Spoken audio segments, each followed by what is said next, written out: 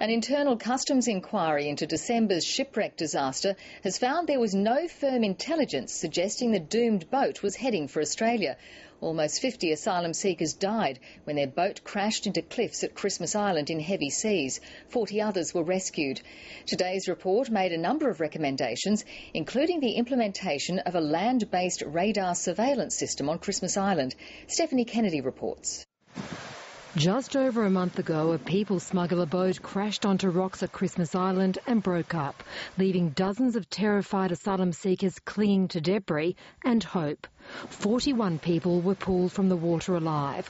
One made it to safety on his own. 30 were not so lucky.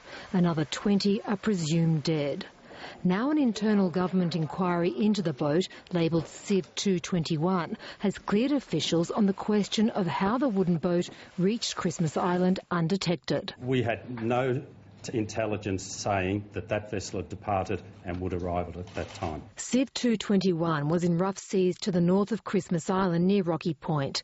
The customs boat Triton and HMAS Peary were both carrying asylum seekers and sheltering to the east when the drama began to unfold. They quickly headed north and dispatched inflatable boats, but the high seas hampered their rescue efforts and many risked their own lives. My people, had to carry bodies across the water to take them to Christmas Island.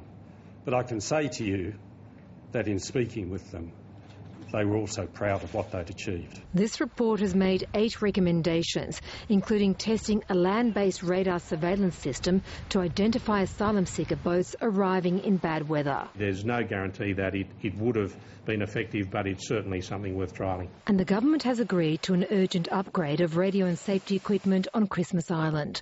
The opposition supports all the recommendations, but argues the government hasn't gone far enough. The government must step back and take a look at their web of failed policy when it comes to border protection and immigration in this country. This is just one of a string of inquiries into this disaster.